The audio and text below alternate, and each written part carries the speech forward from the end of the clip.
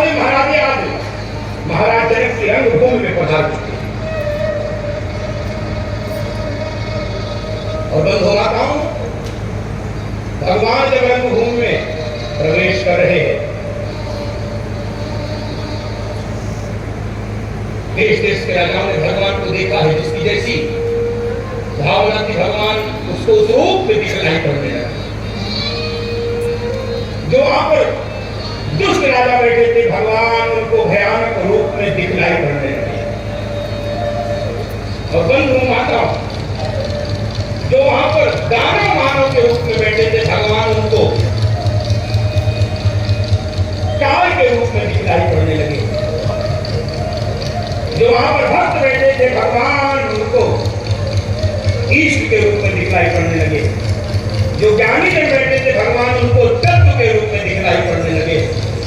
जनक सुनैना जी को भगवान अपने बेटे के रूप में दिखलाई पड़ने लगे और जनकपुर वासियों को भगवान रिश्तेदार के रूप में दिखलाई पड़ने लगे।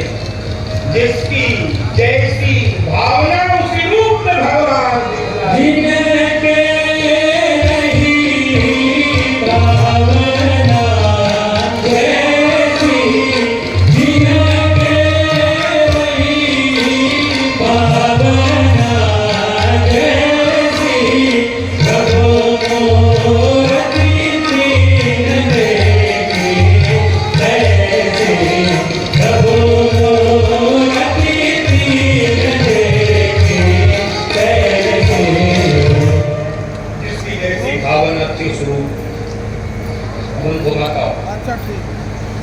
भगवान को गुरुदेव विश्वामित्र जी के साथ, लक्ष्मण जी के साथ एक अलग से उनके लिए मंच बना। सब मंचन ते मंच एक सुंदर विशद विशाल मुनि समेत दो बंधुता बैठा रे मही भगवान बैठे अपने आसन गुरुदेव। और अब इस लीला की नायिका कौन, मदानी उनका प्रवेश और जानकी जी का प्रवेश हुआ है। जानकी जी ने बुजुर्गों को देखा, जगन माता के नेत्र झुक गए बंधु माता, और जगन माता को जानकी जी को उनके आसन पर बैठाया गया है। और बंधु माताओं, जानकी जी अपने आसन पर, प्रभु अपने आसन पर, और जनक जी के सेवा, जनक जी की आज्ञा को पाकर खड़े हुए हैं। और जनक जी के सेवकों ने बड़ी तेज से नगाड़े पर देश देश के राजाओं, ये जो शंकर जी का धनुष है, ये राहु के समान कठोर, राजाओं की भुजा की ताकत, चंद्रमा के समान, और जो राजा इस धनुष की प्रत्यक्षता चाहेगा, महाराज जानकी का विवाह उसी के साथ करेंगे।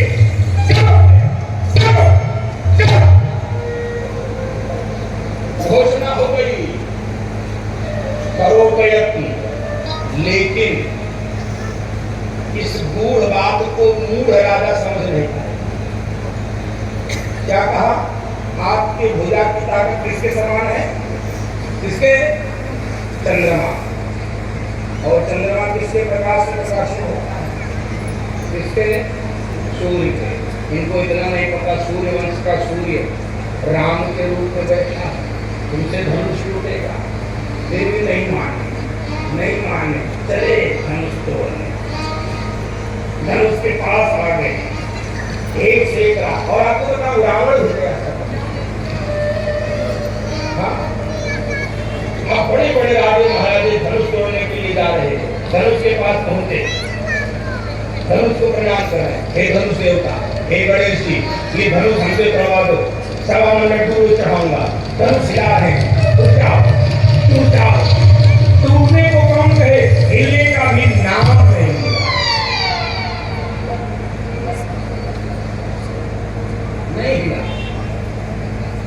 अच्छा, मान लो आप कोई काम करने जा रही, ना हो पाए तो आदमी क्या करता है? धीरे से मुंह झुका के छिपा के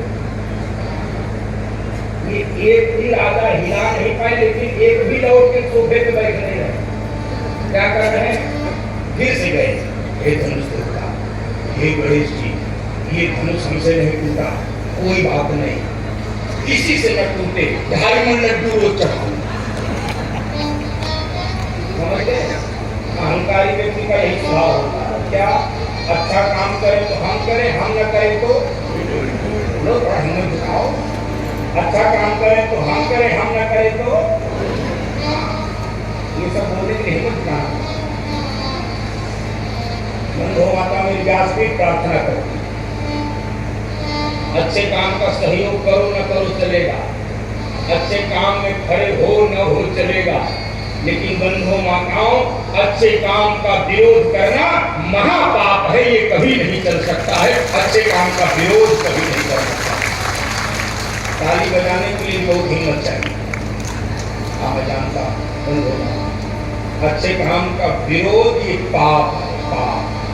हो सके तो अच्छा काम कोई हो, उसमें आगे बढ़ के हिस्सेदारी लीजिए, उसमें आगे बढ़ के उत्साहवर्धन करिए। बंधु माताओं, अच्छे काम करने वालों की कभी टांग नहीं खींचनी चाहिए, किसी की आह नहीं लेनी चाहिए, मेरी प्रार्थना। बस इतनी समझ लीजिए,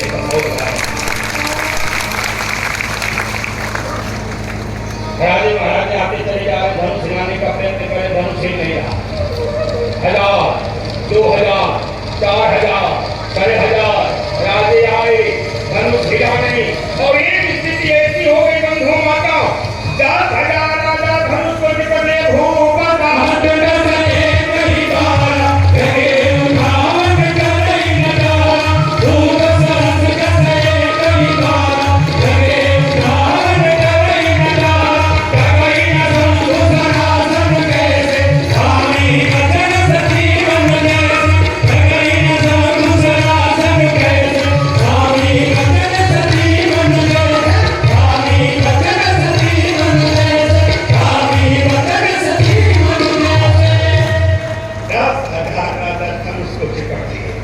धनुष हिलने का नाम नहीं ले रहा। आप सोच रहे हैं धनुष हिला क्यों नहीं? बता दो, ये हिल गया होता, ये इसलिए नहीं हिला, 5000 लोग उठा रहे थे, 5000 दबोचे थे, कहीं उठ न जाए। हाँ, और बंधु माताओं, अच्छे काम का विरोध कई बार अच्छे लोग ही करते हैं, बुरे लोगों को फुर्सत नहीं होता है, उनका ईगो टकराता है, अहंकार टकराता है, अच्छे काम के विरोध को खड़े हो जाते हैं। ये पाप है, पाप। और आप उस पाप के बारे में सोचो जिसकी बेटी दुल्हन का वेश बना के बैठी है, धनुष उठ नहीं रहा। अब क्या हो? महाराज आए, कहे सुनो अब हम जाएंगे, अब धनुष टूटेगा, चलो फूट लो यहाँ से।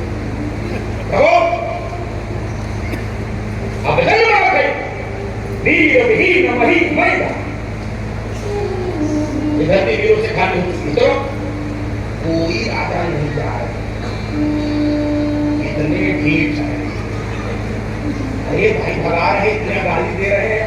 महाराज पूछे भी सेवकों से, इतनी गाली दे रहा, ये जा क्यों नहीं रहे? सेवकों ने कहा महाराज इनको अभी आशा है इस बात की कि धनुष टूटेगा नहीं, जानकी जी को महाराज कुंवारी दिखाएंगे नहीं, अभी जानकी जी के हाथ में वरमाला दे देंगे और कहेंगे कि सुनो तुम जिसको पसंद करो उसके गले में डाल। तो कुछ राजा सोच रहे हो सकता है हमारा नंबर इसी में आ जाए।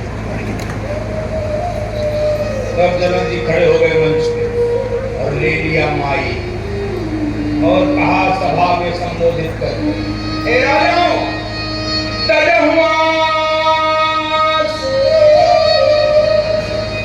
आशा छोड़ो। तो राजा उनका करे क्या? नीजा नीजा गृह जाओ,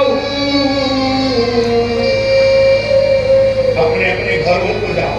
तो राजाओं ने कहा गड़बड़ क्या हुई? तो बोल गए, लिखन विधि बैठे ही विवाहो, लिखन विधि बैठे ही विवाहो, लिखन विधि बैठे ही विवाहो, लिखन विधि बैठे ही विवाहो। क्या विधाता ने भाग्य में रेखा ही। अच्छा, सब तो शांत बैठे थे क्योंकि धनुष नहीं हिला पाए तो कोई क्या ही कोई कितनी भी गाली दे तो अभी नहीं कर पाए तो नहीं कर पाए। लक्ष्मण जी को बड़ा लक्ष्मण जी भगवान के बगल में खड़े हुए कहे प्रभु ये राजा ज्यादा बहुत नहीं कर रहा आइए अभी क्या भी तो समझता और आप यहाँ पर बैठे कह रहा है वीर विहीन नहीं कहना इसको पता नहीं है जहाँ पर रघुवंशी बैठे हो ये भाषा नहीं बोली जाती है और प्रभु ये धनुष उठाना ही इसके लिए वीरता का लक्षण है। तो जैसे हाथी कमलनाथ तोड़ता है ऐसे धनुष के लेकर सारे संसार को गेर के समान उठा लो कच्चे घड़े के समान छोड़ लो 100 योजन तक लेकर दौड़ कर चला जाओ और यदि नहीं कर सका तो हो क्षत्रिय धर्म त्याग करूंगा धनुष पार।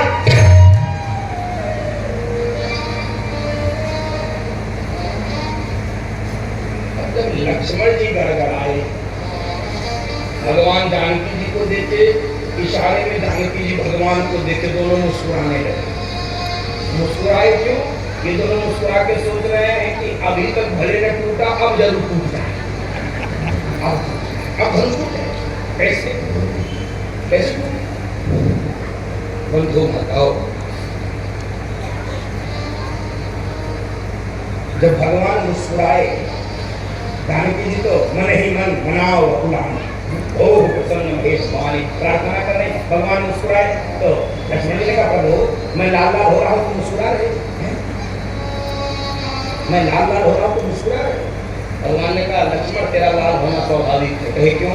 कहे तेरा नाम ही लखन लाल है तुझे कोई पीला कहता लखन पीला क्या बोलते हैं बोली लखन लाल की। और सुनो तुमको क्या लगता है इनकी बात हमको नहीं पटी लग रही जन्म दी की लग रही थी मुझको भी लेकिन हम करते क्या कहे क्यों कहे जो गुरु जी बैठे गुरु जी विश्वामित्र जी को लगा ओ ये तो मेरी गलती है इसलिए धनुष टूटने में विलंब हो रहा है राम मेरे कारण बैठा है। विश्वामित्र जी एकदम से खड़े हुए भगवान की पीठ थपथपा दिए राघव उठो राम भंजन भवतापा के कहतात जनक परिताप उठो राम भंजन भवतापा के कहतात जनक परिताप के कहतात जनक परिताप के कहतात जनक परिताप। लक्ष्मण जी खड़े विश्वामित्र जी ने किसको कहा उठाऊं राम खड़े कौन हुए विश्वामित्र जी कहे लक्ष्मण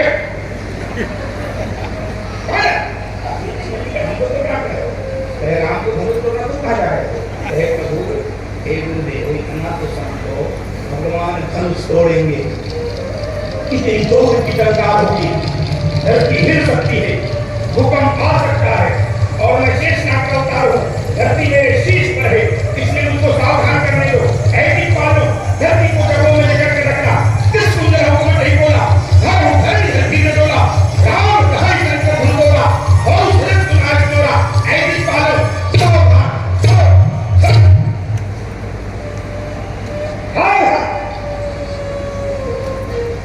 बंधु माताओं सब हो गए सावधान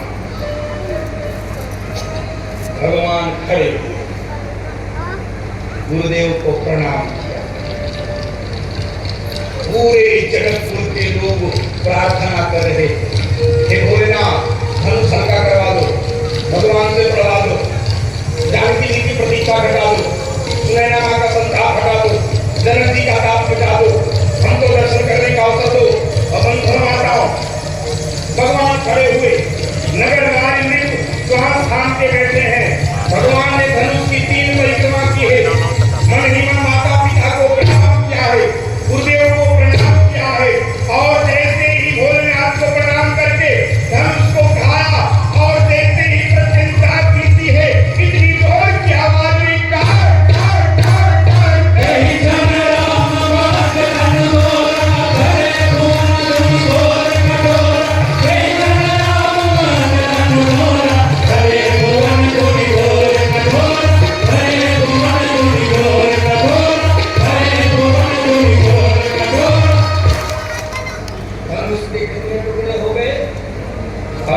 पसीना आ गया हमको आप तो हमको मुंह से तोड़वाने में पसीना। और बंधु माता जब भगवान ने धनुष के 2 टुकड़े, पूरी सभा बोल गई, बोल रामचंद्र भगवान की।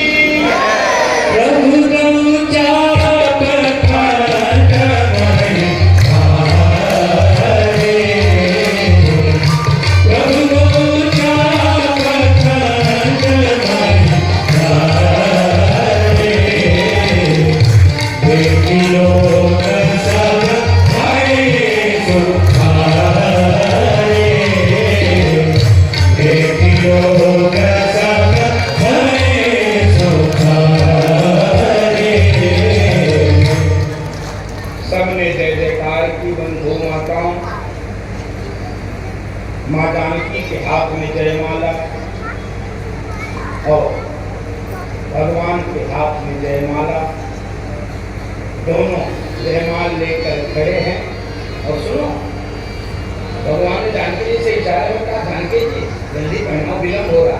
जानकी जी ने कहा, प्रभु यदि तोड़ने में समय लगा है तो जोड़ने में। कितनी प्रतीक्षा कर रहे हो, तो थोड़ा तो इधर से भी होने को प्रतीक्षा। और बंधु माताओं, भगवान लंबे, जानकी जी छोटी। और कैसे हो, कैसे हो? हमने सुना है भगवान की ऊंचाई भी ज्यादा थी, जानकी जी की थोड़ी कम। और भगवान कितनों झुके घोड़ा तो बन नहीं सकता, और जानकी जी कितनों ऊंची सैंडल हाई हील वाली, तब भी नहीं। तब क्यों गीत गाया है? समय तो हो गया, सब एक तो लाइन गीत गा के भगवान का जय मां। झुकी जइयो कनिकर भूरी, किशोरी मोरी छोटी सी। झुकी जइयो कनिकर भूरी, किशोरी मोरी छोटी सी। झुकी जइयो कनिकर भूरी, किशोरी मोरी छोटी सी। छोटी सी लली छोटी सी, छोटी सी लली छोटी सी। झुक गइयो कनिकर भूरी, किशोरी मोरी छोटी सी। झुक गइयो कनिकर भूरी, किशोरी मोरी छोटी सी। सुनियो विनय दशरथ जी के लाला, सुनियो विनय दशरथ जी के लाला। पहिलो आज भी जय जय माला, पहिलो आज भी जय जय माला। गावे मंगल चार, किशोरी मोरी छोटी सी। हमें गावे मंगल चार, किशोरी मोरी छोटी सी।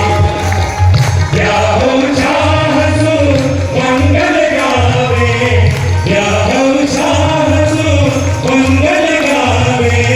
नगर वासियों जग फल पावे, नगर वासियों जग फल पावे। तब जुगल चरण बलिहार, किशोरी मोरी छोटी सी। तब जुगल चरण बलिहार, किशोरी मोरी छोटी सी। झुक गइयो कनिकर भूरी, किशोरी मोरी छोटी सी। झुक गइयो कनिकर भूरी, किशोरी मोरी छोटी सी। झुक गइयो कनिकर भूरी, किशोरी मोरी छोटी सी। झुक गइयो कनिकर भूरी, किशोरी मोरी छोटी सी। किशोरी मोरी छोटी सी, किशोरी मोरी छोटी सी। प्रभु थोड़ा सा झुको। बंधु माता एक बात बता, झुकता वही है जिसके भीतर कुछ होता। खोखले लोग कभी झुकते नहीं हैं, खोखले लोग अकड़ कर चलते हैं। झुकता फलदार वृक्ष है, जिसके पास कोई गुण सदगुण होता है वही झुकता है, बाकी अहंकारी व्यक्ति सदैव अकड़। इन सब बातों पे ताली बजाना भी तलवार की धार पर चलने के समान है।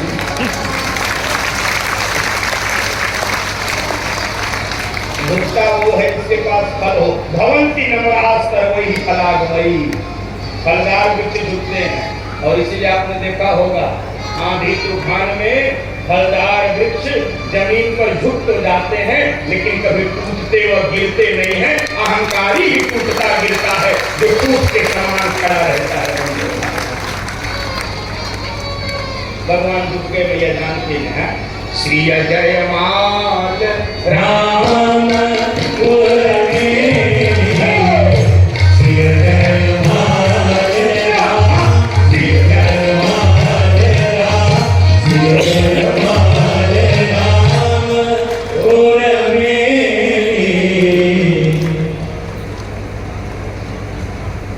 बंधु माताओं,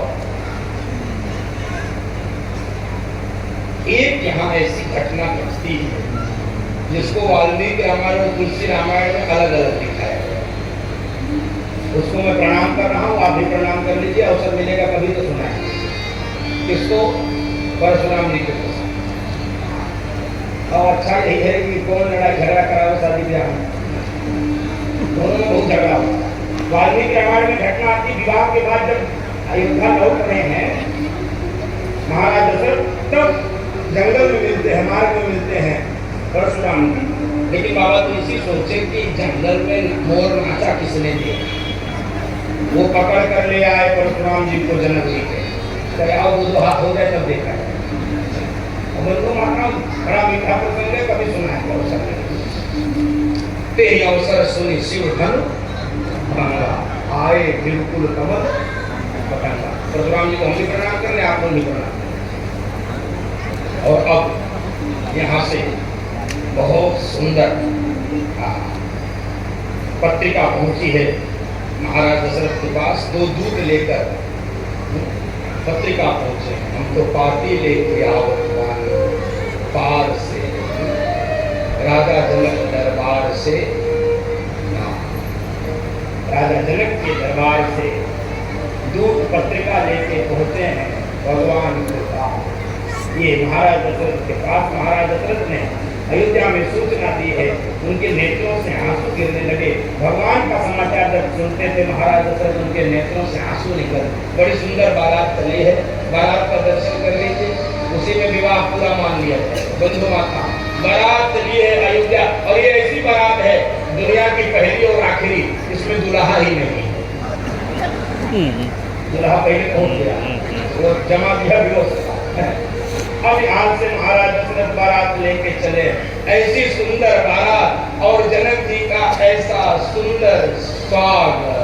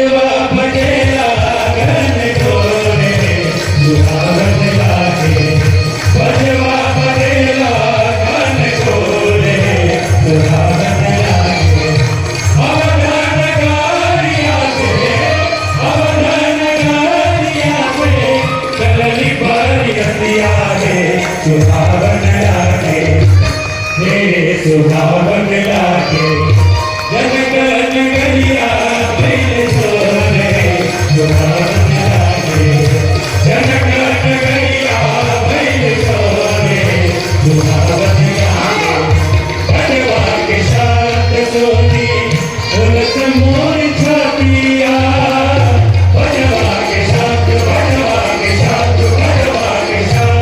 सोनी उलस मोर छतिया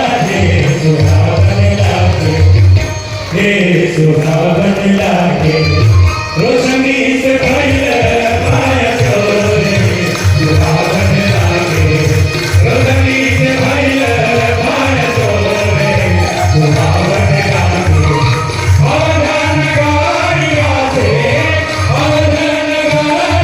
से चलनी बोलनी हटिया से सुहावन लागे हे सुहावन लागे जनक नगरिया भइल सोने सुहावन लागे जनक नगरिया भइल सोने सुहावन लागे जनक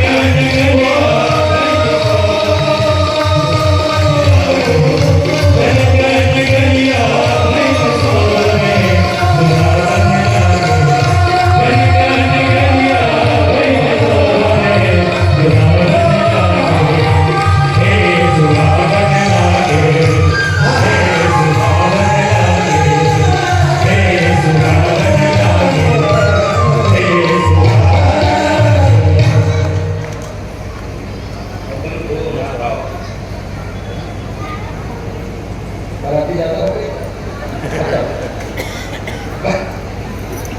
बारात तो पहुंची है, बस थोड़ी देर और बैठी।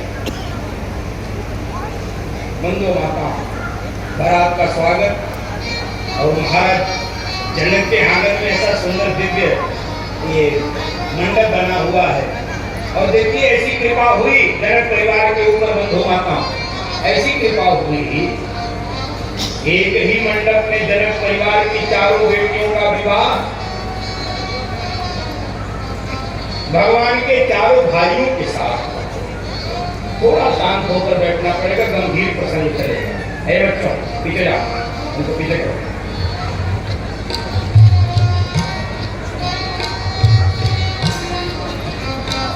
और बंधु माताओं, भगवान का विवाह किसके साथ हुआ? बोलो, किसके साथ? जानकी जी के साथ। लक्ष्मण जी का विवाह किसके साथ? हाँ, सबको बोलना, उर्मिला जी के साथ। भरत जी का विवाह मांडवी जी के साथ, बोलिए।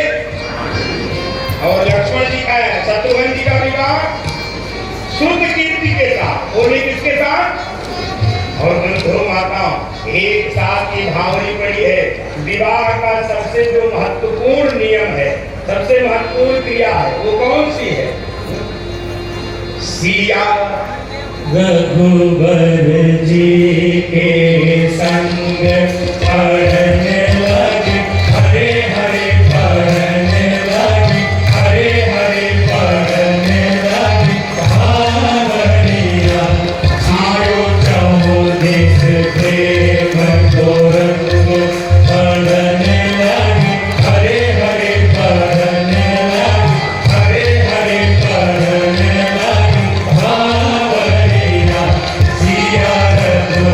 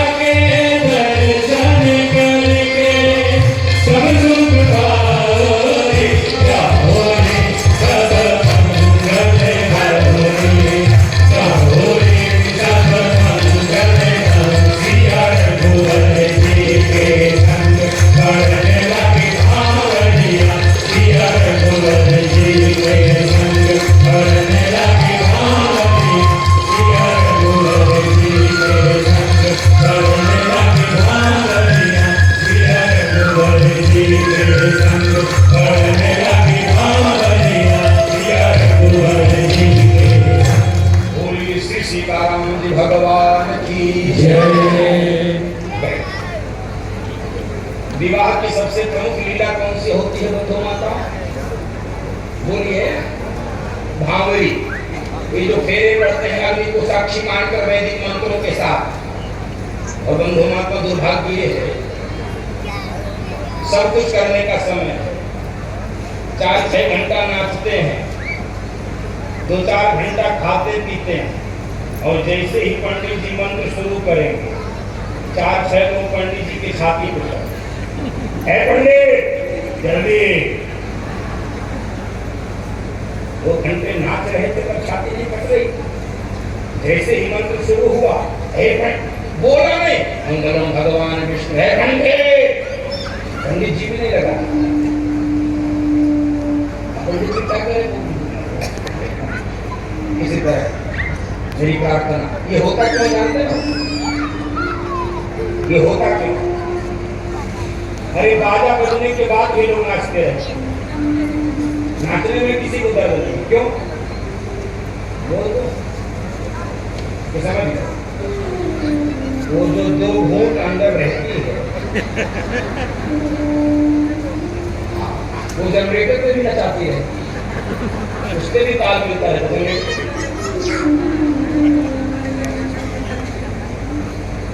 विवाह एक संस्कार है। मेरी प्रार्थना व्यासपीठ से विवाह के संस्कार को जीवित रखा जाए, मंत्रों को, परंपराओं को, संस्कारों को, रीति रिवाजों को जीवित रखा जाए। ये सब नष्ट यदि हो गया तो सब नष्ट हो जाएगा, कुछ भी अपने पास बचेगा नहीं। मेरी प्रार्थना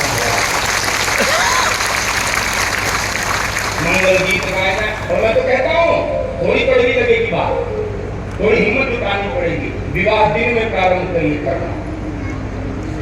रात में बहुत सारे संकट आते हैं, सारे संकटों से बच जाए। 2-4-6 लोगों को इसलिए केवल लगाना पड़ता है भैया, जो लुढ़क जाए उसको उठा के सही जगह लेता। 4 आदमी इसलिए घूमते रहते, कोई लुढ़क के उसको कुछ कह नहीं सकते, कोई और थोड़ी है। वो कौन है? वो कोई ऐसे भी नहीं उनको बेटा बस और जीजा। इनको लोग बारात में खोजते हैं, ए फूफा कहाँ गए हो? तो फर्स्ट टाइम तो मारने गए, तो फर्स्ट टाइम ऐसे आप समझिए। विवाह संस्कार है, इन संस्कारों को बचा के रखा जाए। और मैं इसलिए दिन में ही शादियां होती थी। ये तो जब मुगलों का शासन आया, मुगल छीन कर ले जाते थे, खींच कर ले जाते थे हमारी बहन बेटियों को, जब रात में छुप छुप कर शादियां होने लगी। इसीलिए कोई भी मुहूर्त विवाह का ब्रह्म मुहूर्त भोर से पहले नहीं निकलता, रात में कभी भी विवाह का मुहूर्त नहीं निकलता। फेरों के मुहूर्त सदैव ब्रह्म मुहूर्त में निकलते हैं। हमारी शादियां दिन में ही होती थी। और बंधु माताओं, हिम्मत करके दिन में करना शुरू करोगे, बहुत सारे संकटों से अपने आप बच जाओगे। प्रयास करिए हिम्मत के साथ। बहुत मुश्किल होता रात में, एक तो कोई बचता नहीं है, सब खा खा के अपने घर। और वर पक्ष से तो कोई नहीं बचता, वर पक्ष से तो 2-3 लोग मुश्किल से बचते हैं, जिनकी मजबूरी है। एक कौन बचता है वर पक्ष में? एक तो बचता है भसुर, उसको जबरदस्ती करना बड़ा मुश्किल है। उससे बड़ा विनती करना है, भैया दही हम दही प्लीज प्लीज। और कौन बचता है? नाऊ, उसकी मजबूरी है। तीसरा पंडित। बाकी सब वधु पक्ष से कुछ लोग बचते हैं, क्योंकि उसकी घर की बेटी है, उसमें भी आधे लोग कमाते रहे। मम्मी सोने ही रहे तो ऐसे ही सोने दिन में करिए, संस्कारों को दिन में करिए, लोग देखें सुने मंत्रों को, और ये फेरों को, उनके वचनों को सुने, वचन में ध्यान से सुनते हैं, मानते हैं, पूरा करते हैं। दिन में सुनिए, रात में दीजिए भी भोजन का प्रीति भोज जो भी देना रात में दीजिए, दिन में विवाह प्रार्थना छूट जाती तो बात नहीं जाती। 1 माह तक बड़ा हो, 1 माह। और बंधु माताओं, 1 माह के पश्चात, 1 माह के पश्चात आज महाराज दशरथ कहा कि अब चला जाए, गुरुदेव की आज्ञा हो गई है। जाओ अनुमति लेकर आओ और चला जाओ। बंधु मानो बेटी की विदाई और माँ जानकी की विदाई, ये सुनना सुनाना देखना बहुत कुछ है। ये बेटियां जब जाती हैं घर से विदा होकर, वो समय तो स्वीकार करना, बर्दाश्त करना, उस पीड़ा को झेलना बहुत मुश्किल है। और भगवान जब आए हैं, माँ सुनैना को प्रणाम किया है, माँ प्रणाम, गुरुदेव की आज्ञा हो गई है, पिताजी की आज्ञा हो गई है, अब हमको अयोध्या जाना है। बंधुओं माताओं कि माताएं अपनी बेटियों को अपने हृदय से लगाकर रोने लगती, क्योंकि इन माताओं की जिम्मेदारी बहुत है। इन माताओं की जिम्मेदारी,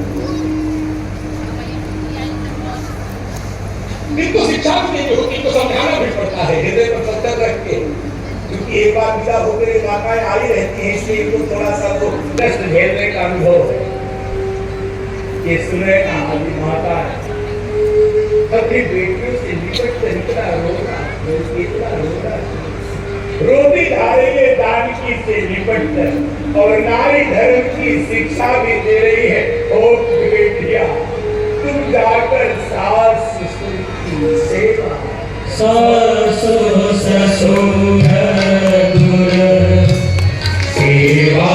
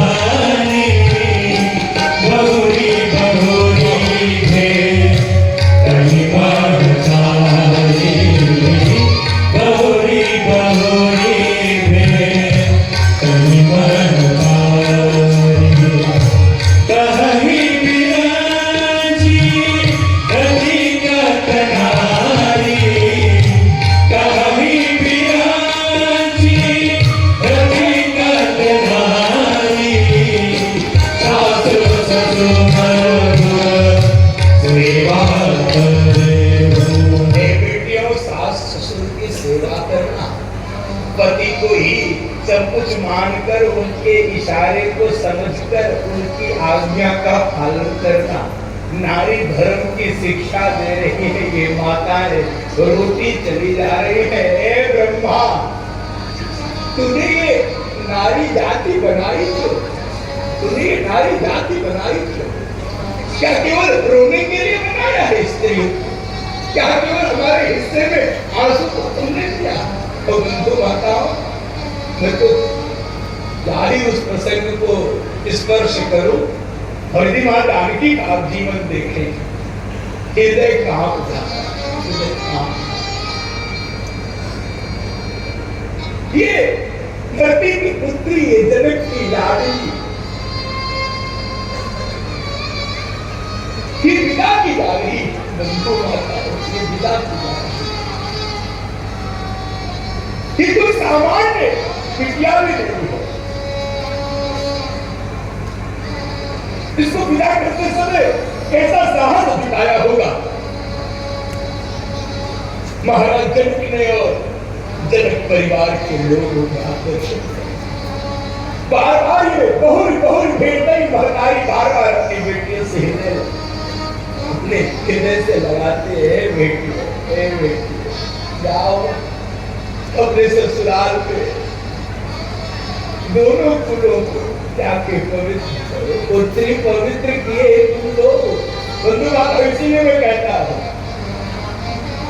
कि बेटियां दोनों कुलों को पवित्र करती है। और मैं तो कहता हूँ कि बेटियों की विदाई के आंसू जिन घरों में नहीं गिरते वो घर अभागे रह जाते हैं। इसलिए परमात्मा ने जिनको बेटी नहीं दी है बंधु माता, कोई बात नहीं, यदि आपको सामर्थ्य दिया है परमात्मा ने, आपको क्षमता दिया है परमात्मा ने, और मेरी बात यदि आपको ठीक लगे, किसी गरीब और किसी अनाथ की बेटी को अपनी बेटी मानकर अपने आंगन से विदा करना, इतना सुख मिलेगा, इतनी समृद्धि मिलेगी, उसकी कल्पना नहीं की जा सकती। कि बेटी किसी एक की नहीं होती है, ये बेटी सबकी होती है। लिपट लिपट कर रो रही। और बाजे वालों ने जब विदाई के समय अपने बाजे पर करुण राग के स्वर छेड़ और जनक जी को बताया किसी ने, महाराज विदाई की सूचना हो गई, जाने की जाने वाली।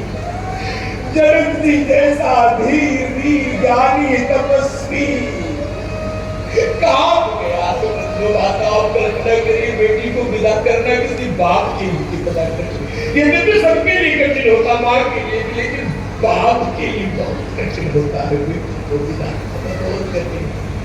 जनक जी दौड़ कर आए और दूर से ही जानकी जी को देखे फूट फूट कर रो सिया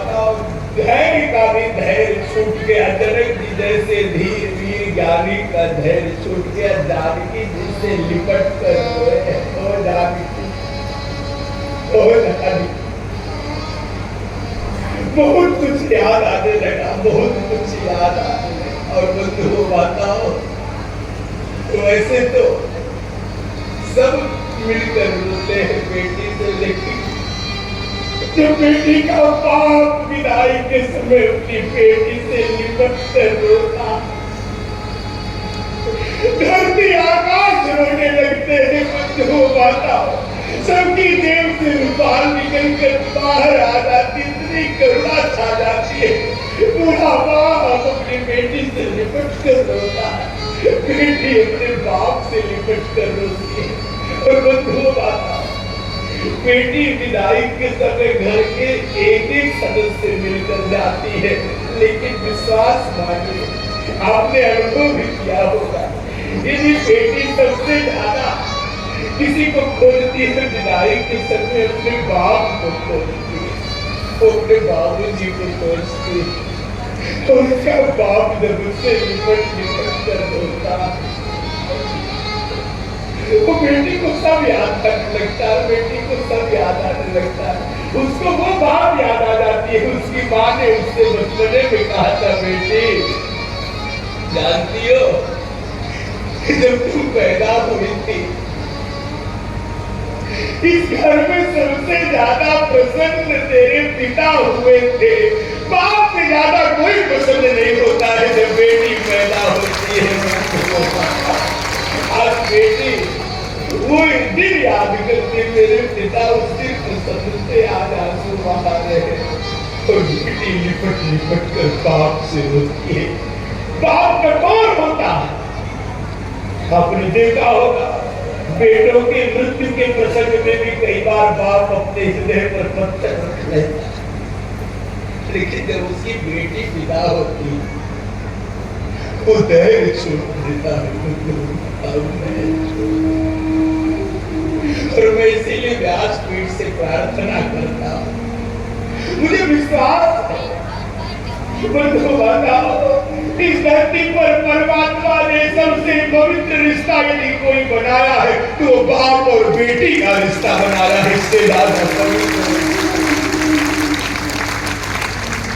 और केवल बेटी इसीलिए रोती है, बाबूजी आज के बाद तुम शाम को जब लौटोगे तो तेरे लिए पानी लेकर कौन दौड़ेगा, तेरे कपड़े कौन बदलवाए, बाबूजी तेरे लिए चाय कौन लेकर आएगा, तेरे दिन भर के समाचार को कौन पूछेगा।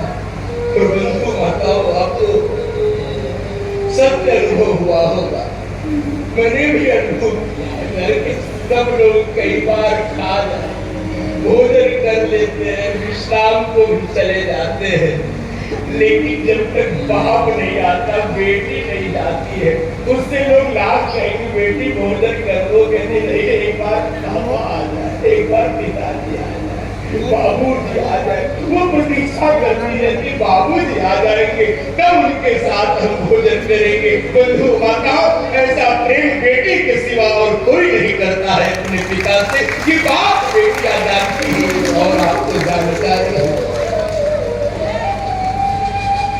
बंधु माता, बाप भी जब लौटता है, जो बात किसी को घर में नहीं बताता अपनी बेटी को जरूर बताता। और उनको बताओ वास्तव में कि जो बाप है वो बेटी का ताकत होता है, बेटी का साहस होता है, बेटी का अभिमान होता है, बेटी का बल होता है। और जब तक बाप जीवित रहता है, बेटी को लगता है मेरा संसार जीवित है, मेरा बल, मेरा साहस, मेरी ताकत सब कुछ जीवित है। और इसीलिए जो मायका शब्द बना है ये माँ से नहीं बना, ये बाप से बना। तो बताओ बेटी का बाप जब तक इस संसार में रहता है, बेटे को कोई चिंता नहीं रहती। और मैंने भी देखा, आपने भी देखा, उसको कोई चिंता नहीं रहती, लेकिन जब उसका बाप इस संसार से चला जाता है, आपने प्रत्यक्ष देखा होगा, अनुभव भी किया होगा इस दुख को। बेटी को जब पता चलता है उसका बाप इस संसार से चला, पागलों की तरह अपने मायके में भागती है, अपने घर के दरवाजे में प्रवेश नहीं कर पाती, सीढ़ियों में ही पछाड़ करके गिर पड़ती। बाबू आज चलेगा, ये घर पराया हो गया, आज से मेरा बाप गलती पर मेरा बाबू ये भाषा है बाप से बता रही। आज की जानकी जितने लिपट कितना रो रही, इतना रो रही, लोग अलग कर रहे, लेकिन वो इतना रो रही। और जनक जी दौड़ कर भाग, और तो मनुष्यों की छोड़ो, जानकी ऐसी लाडली बिटिया जनकपुर की। बंधु माताओं, जनकपुर तो पूरा रो ही रहा था, नर नारी तो रो ही रहे थे, आज वो पशु पक्षी भी रो रहे हैं जिनको जानकी ने सोने के पिंजरों में पाल कर। सुख सारे का जानकी सुख सारे का जानकी जाए, कनक पिंजरहि राखी पढ़ाए, कनक पिंजरहि राखी पढ़ाए।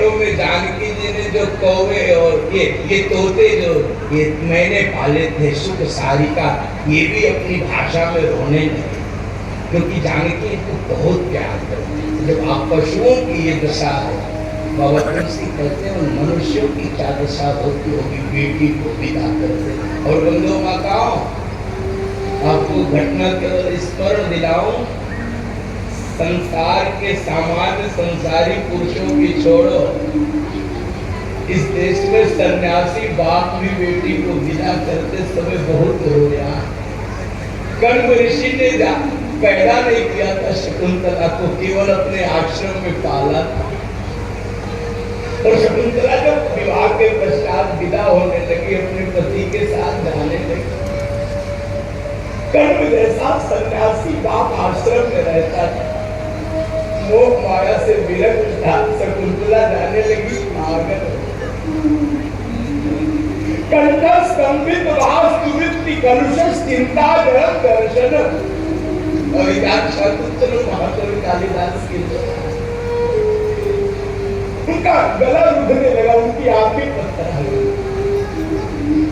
और उनको माताओं दौड़कर उन पौधों के पास पहुंच गए जिनको शकुंतला पालती थी, पोसती थी। कहने लगे, हे वृक्षो पादुक प्रथमम व्यवस्थिति जन्म युष्मासु पीतेष्या नादत्ते प्रियवंदनात् भवतां स्नेहेन या पल्लवम् आद्य वाक्समं प्रसूति समय यस्या भवति तवा सेयं याति शकुंतला प्रतिगृहं सर्वैः अनुजालताम्। अरे तुमको पहले पानी पिलाती थी, स्वयं पाद पीती थी, तुम्हारे नए फूल निकलते थे, उत्सव मनाती थी, पुष्पों के आभूषण शकुंतला को प्रिय थे, लेकिन तुमसे प्रेम के कारण तोड़ती नहीं थी।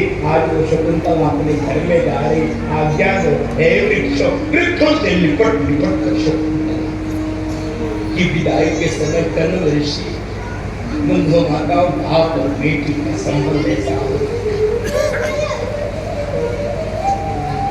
अपने नरसिंह मेहता की बात सुनी होगी, केवल नरसिंह का भात बड़ी प्रसिद्ध कथा, कभी अवसर लगेगा सुनाऊंगा बंधु माताओं। जिस नरसिंह की बेटी रामा के बेटी के भात भरने के लिए भगवान द्वारिकानाथ सावरिया सेठ बनी थे, वो नरसिंह की बेटी रामा अपने ससुराल में कहती, अपने सास ससुर से, अपने पति से कि सुनो, मेरी बेटी की शादी है, मेरे पिता को नरसिंह को बुला लो। ससुराल के लोगों ने कहा नहीं, तुम्हारे बाप गरीब है, तुम उनको बुलाएंगे नहीं, बड़ी बेइज्जती होगी, न जाने कैसे आए, भात का सामान लेकर आएंगे नहीं, बड़ी बेइज्जती होगी। और जब किसी बेटी को उसके बाप की गरीबी के कारण सताया जाता है, बेटी बहुत रोती, बेटी बहुत रोती। क्या नहीं मेरे लिए मेरे पिता ने।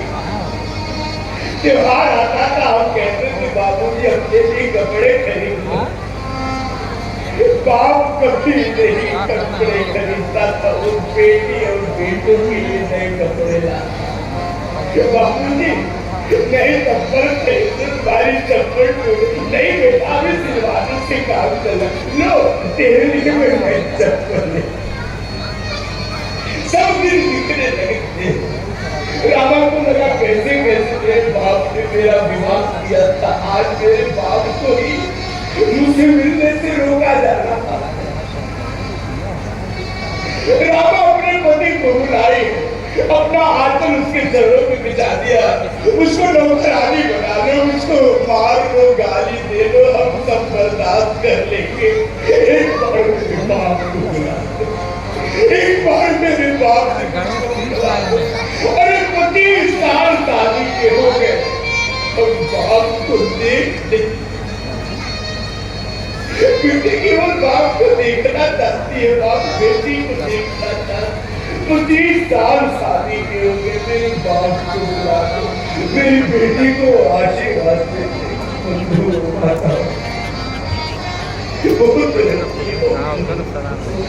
बहुत जानकी जी उर्मिला मांडव विशुद्ध की महाराज धनक से